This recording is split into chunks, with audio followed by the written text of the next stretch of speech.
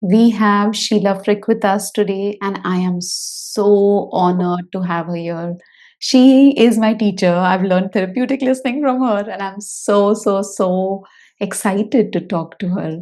Sheila, you're so welcome on my channel. Well, thank you so much. I just feel really blessed to have the opportunity to share the work that I've been doing for the last really 35 years and how I've seen so many changes in children and adults that I've worked with that to me, to be able to share it with people is really just a joy.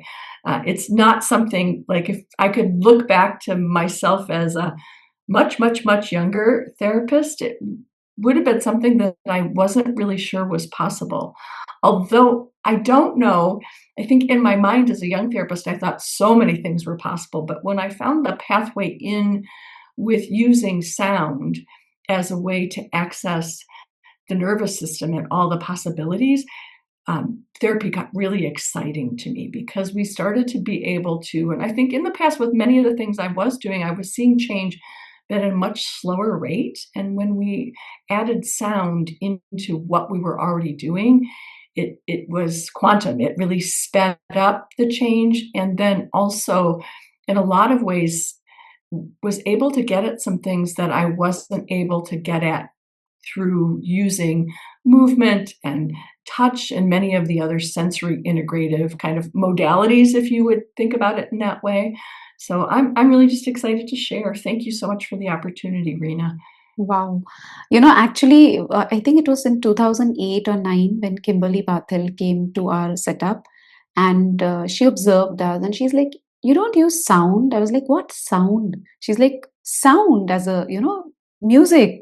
I'm like, "What about sound?" She's like, "You should, take some courses from Sheila Frick and she's amazing." And after I took up your courses, the improvements in my kids, oh my God, as you mentioned, it really it's amazing. So for people listening who don't know what's therapeutic listening, they say it's just music, it's like any other music. So what exactly is therapeutic listening? And most of the people who are listening are parents of kids who have a diagnosis of autism, so if we can speak with that as a Mhm. context. Sure. Well, and basically, I learned the power of sound when my caseload was almost 90% children on the spectrum. So that's where I really learned the power of it. And so therapeutic listening is music, regular music. However, a couple of things. Um, I want to come back to regular music. What is regular music? Because that is like saying therapeutic, that music is light. Like what kind of light? Sunlight, artificial light? Could think of it in so many different ways. So I was practicing in a sensory integrative practice, the bulk of my caseload. I'm just going to go back to the beginning because to understand what is therapeutic listening, I want you to understand how I arrived at this. Um, the bulk of my caseload was children on the spectrum. And I was looking at them from a sensory integrated perspective in terms of, over and under responding to sensation, but also how well they organize their bodies in space as a basis for perception and the ability to understand this is me, I am here, and you are there. And I understand the world around me, and I can easily relate to it moment to moment. And so I was using, I would say, typical modalities that we use in sensory integration in terms of we were thinking a lot about the vestibular system and movement. And so in the clinic, you would see swinging and jumping, lofts and things to climb and ball pits and the floor filled with pillows that we did a lot of movement on.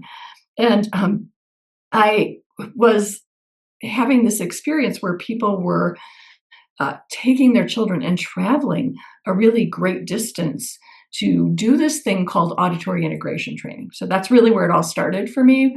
The music is important and the music matters. That's part of what we do in therapeutic listening. But he also applied, we ran it through a piece of equipment where if children had certain sensitivities, we'd set certain filters. And so it's a little complex. And what we found was kids were eating better, sleeping better. Um, one of the things that really drew my attention is children that were fearful of movement or like taking their head back to wash their hair, or wouldn't climb things, were afraid of swings, like terrified. And it's something we call gravitational insecurity, that cleared up like in 5 days. And it was something that we had been, as myself as an OT, been treating for over a year. A couple of things happened in that 5-year period of using Berard AIT. Was one, my husband was also trained, who is highly musical, and mathematical, and sees patterns, feels patterns, which, is kind of his skill, and it also is kind of part of who he is. And he was also trained in AIT with me. And he would say to me, he would look at a child when they walked in, and he'd say, "Oh, Sheila, play the reggae." And I'd like, "The reggae?" And to me, what I saw as an OT is their posture was a little slumped. They didn't have good stability. They were in constant motion. And we'd play the reggae, and oh, they would sit still longer. They came up a little straighter. They actually looked you right in the eye, and they got a little bit more in sync in the conversation. And somebody would come in, another child really anxious and have sort of a history of attachment and adoption issues, and he'd say, "Play the Enya." Definitely the Enya. And we'd play the Enya, and this child would settle in and soften.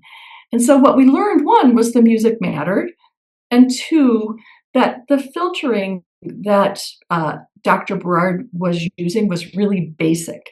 And so it's not any different than what sound engineers do to capture your attention in a song. It's just applied very specifically, and it's meant to, well, what we noticed it did, I'm not sure that's what it was originally people said it was meant to do, but what we noticed is that it tapped the most basic elements of attention, which is getting your attention. So when I see, people always ask, well, what can I expect? Well, you can expect that the child or the adult you're going to work with is going to be more attentive to the more salient, the most important things in the environment.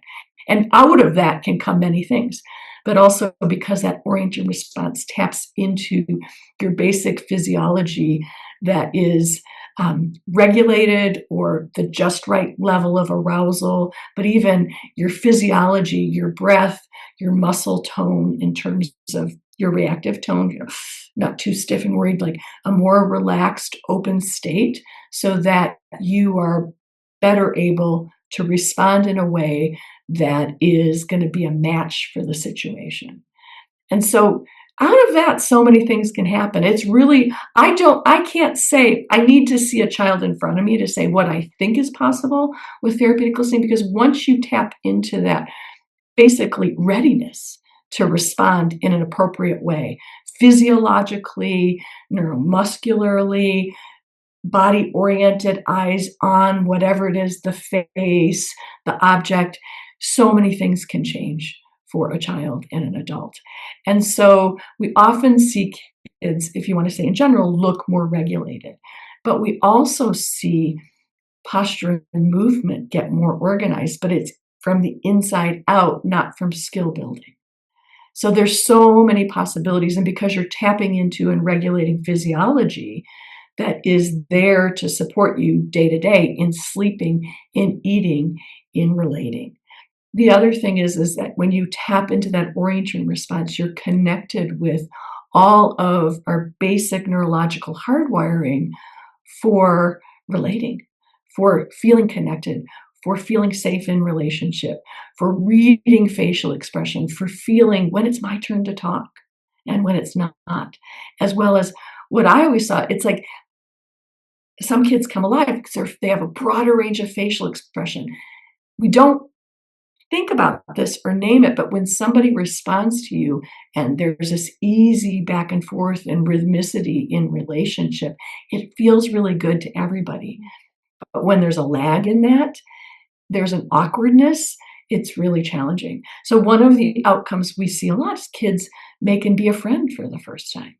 That they start playing, they have more ideas. I think they had them all along, they couldn't execute them. So it was almost like you took a blanket or something was covering up all this function, and now you set up the lower parts of the brain that respond to sensation from the outside world and inside of our body, get it organized, and now things can fall into place. So I think it's complicated. because you're like, just listening to music, you're going to tell me my child, well, I'm never going to tell you exactly what's going to happen for your child, but it happens. So I can think of one particular story that comes to mind, and it's a child I treated on and off. Not, if you add up the amount of times, it wasn't, probably didn't see him more than weekly for a year, but it was over, those were separated out into just consulting, seeing him every once in a while, and then mom carrying out at home. But where mom really wanted him to talk. And I said, I'm an OT, I'm not a speech and language pathologist. And she said, if I come and do this, will he talk? And I said, I don't know. She said, well, my speech and language pathologist said I should come see you. I'm like, I know. What I know is that he has these sensory processing and integrative issues. If we can get those more organized, he may be, he may start using language. And she told me years later that on the way home, she knew that she should do it and that she cried. And I was like, oh my gosh, I didn't know, but something about the interaction or something, led that mother's intuition into knowing, because I never would have said that. But he actually literally started making more sounds within 2 weeks. Within 4 weeks, he started, some subtle words emerged within, and I think it was probably about 6 months later, and it could have been a year because this is from a while ago. She said, Sheila, I always wanted you to talk. Now could you get him to stop? We're at the dinner table, and he just keeps chatting the whole time. So anyway, kind of a lot of stories, but to give you a feel for what I was seeing, what I've been experiencing. And so therapeutic listening is regular music. However, just to get back to that question now, we recorded the music ourselves and we leaned on sort of the rhythms and the instruments and the type of rhythmic patterns and melodic structures.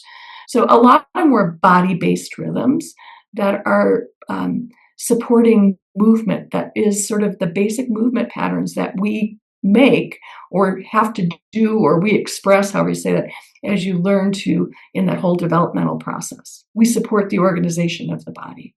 Yeah, and that was helpful, in my own experience. Just those basic quick shifts, I mean, you know them all, but just for parents, when we did quick shift, something like regulation music, most of my kids who were picky eaters, they started eating. Their toilet Yeah. potty cycles got better. They became aware. They started communicating that they wanted to go to the toilet. They started sleeping better. Just yesterday, I had a child who was not climbing up on those, jungle gyms, and we just Yes. gave body and space, and parents said, oh my God, it was such a miracle. And she's climbing, like, so there is you know, the music is amazing. The way you've made it, the way you've structured it is amazing. I mean, just I think around a month back, I was with Tracy Stackhouse. I mean, she was like, the way she used your music, and for me, it was like more procedural earlier. And she's like, no, listen to the beat. Yeah, this is what this child would benefit. Listen to, and I was like, wow, the kind of change that we were getting with music. And as you said, it's body based. Oh my God, I have seen literally miracles happen. And when, to be very honest, Sheila, when we started off, I thought, yeah, the child has got better, but when we stop the music, everything will go. Like that's what I used Yeah. to believe. But Yeah. but oh my God, yeah, see, there is a phase where they kind of gained it, and there was a phase where it takes time for them to consolidate, but the gains are, I mean, now I can't think of doing therapy without the sound element. And I'm so thankful to Kim because she referred me and she's like, do those courses. Because now my therapy feels so complete. So thank you so much, I mean, for doing what you're doing. Now, my next question was, there are some kids who have a lot of sound sensitivity, they cover their Yes. Yeah. ears.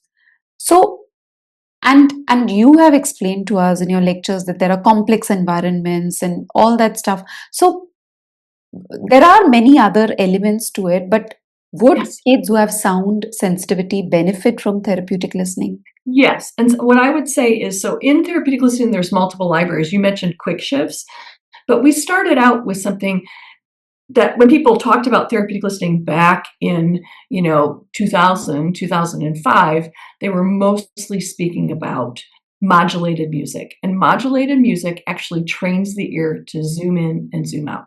You are, let's say that you're working at your desk and you're focused on something. Your ear is in this sort of state of monitoring the background for change. And then somebody calls you, your ear zooms in. It actually literally, the muscles in the middle ear contract. They do so because the brain says, pay attention. They don't contract because of the sound. So when the muscles in the middle ear contract, you're able to, I think of it like a hand, you're able to grab the sound and hang on to it. And, I'll use look because we can relate to that. Look at it, know what it is, know all the details. You do that with your ear as well. And as a matter of fact, you'll see 3-year-olds, we know, draw what they know, and they always put the hands out of the arms, reaching out of the ears. We reach with our ears for a sound, and then we zoom in and listen to it. But we need to have a balance in this monitor focus. You have a similar thing going on visually too. You have ambient and focal vision. It's similar to that. It's exactly like the camera, right? It kind of zoom in and zoom out. Yeah. It's that zooming in and zooming out, zooming in and zooming out. Well, when you use modulated music, the filtering trips the trigger of, again, that orienting response. When you orient, the muscles in the middle ear contract to do so in favor of drawing in sounds that are in the higher range, which is more the content in the human voice.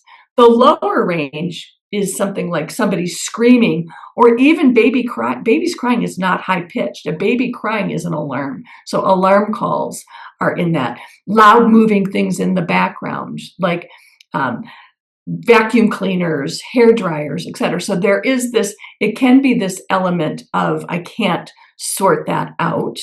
And also loud environments. So there can be sound sensitivities, I think you kind of need to dive into a little bit, but that if you have any kind of sound sensitivity, the modulated music is going to be the best starting point. And then what music you use is going to depend on what does your OT or your therapist providing therapeutic listening look at when they look at the whole of your child.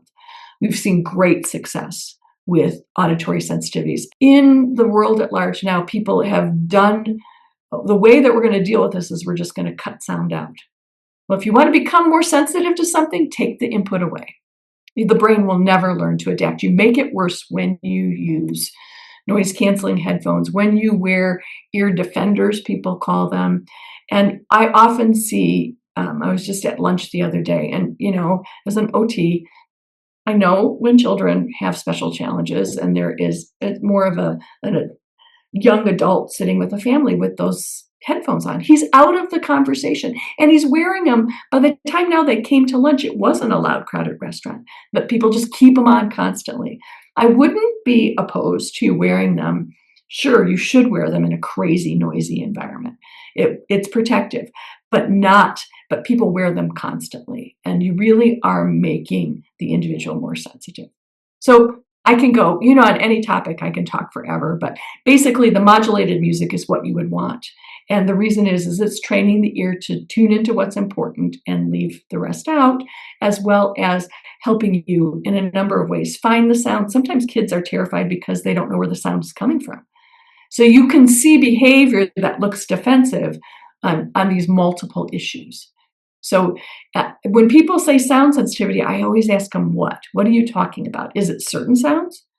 Is it certain people's voices? Is it that they're, loud, noisy environments? Because again, in the whole spectrum of therapeutic listening, we would be using modulated music, which is the first thing that we really started working with in therapeutic listening, but I might change the musical or the sound pattern and use different ones based on your kind of symptomology, if you would. Does it happen with all kids that when we start with therapeutic listening, they get disorganized? As you always say, that the sleep wake cycle, hunger, thirst, bowel, bladder cycle may get a little reset. Does that happen with every single child? No, and it really doesn't happen. And I have found with, I have skill set of 35 years using sound. I rarely see it anymore in my caseload. And I do think that it is because I've had a lot of experience using, this is not the library of music that is the world, but the music we created. And I really also know how to match music and progress, as well as how do you support that with other things that we do? So we don't use therapeutic listening in a vacuum. I don't see somebody just for therapeutic listening. I'm Yeah. always in my other regulatory tools, which again, much like how I do therapeutic listening, I don't have a list of activities and the activities aren't prescribed. That would make life a lot easier, but they're very tailored to what I see for each child. And I have to see something actually shift somebody in my session before I send it home with somebody. And that shift for me, again, now in all my years in sensory integration has been into the 40s. I think I'm close to like 45 years of experience using sensory integration. So it may be a subtle thing that the child gets a little stiller, just a subtly calmer. I watch what we've known for centuries. I watch breath. Subtle changes in the breath are changes in how you manage your whole body and your whole life, right? It's the basic um, component. So I read respiratory patterns, and I'm looking at where do you start, and then when I do X, does that make your breath more rhythmical, more regulated? Or were you holding your breath and now you're not holding your breath? Are you breathing a little bit deeper? Is it more relaxed? Um, so I think there is that element to it, and some of that is, um, practice, right? What we're doing, but also I think that it's not going to take you 45 years because part of what my passion is trying to articulate those subtleties to therapists. So I've seen therapists be able to do it in after a training because they have a lot more information than I had. I was drawing off many things, Yeah. and my mind is a mind that integrates information. It doesn't line things up as you, I think, can, as you're listening to me talk, I can kind of weave everything together. And I feel like that's what we do clinically. If it were just a program and it was rote and you always did this and we always do this for regulation, it's going to work for this amount of people. The kids that we see, and even when you ask me right now, even think about autism spectrum. That is even so different that if you take me back 30 years, what would have been called autism, or even 40 in the beginning of when I was working, is what we would now say is, more extreme in the range, and that we now have this entire range where people have that label and, have neurodiversity. And I think the fun thing for me is that I never looked at people by their diagnosis. I always looked at and met the person in front of me and thought, what was possible? Not what's wrong, what's getting in the way, but what's possible here? And never limited that what's possible or thought, oh, I can't get that, so I'm not going to do this. I always was like, what's possible? Well, we'll start here. And these little changes that sort of build. So I would say it's interesting. And I feel like as I improved in my clinical ability to see things and reason things, I incorporate that into my teaching, because even with answering questions, through Vital Links, we answer clinical questions.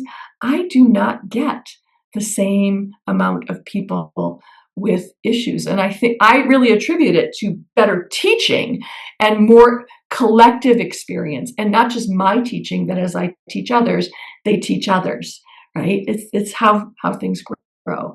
And, you mentioned Kim Barthel and Tracy Stackhouse, and two really powerful, brilliant women that I just am so lucky to say that are both friends of mine and I've had a lot of interaction with. But as we all join together and sort of unite our thinking around things, the body of information has grown.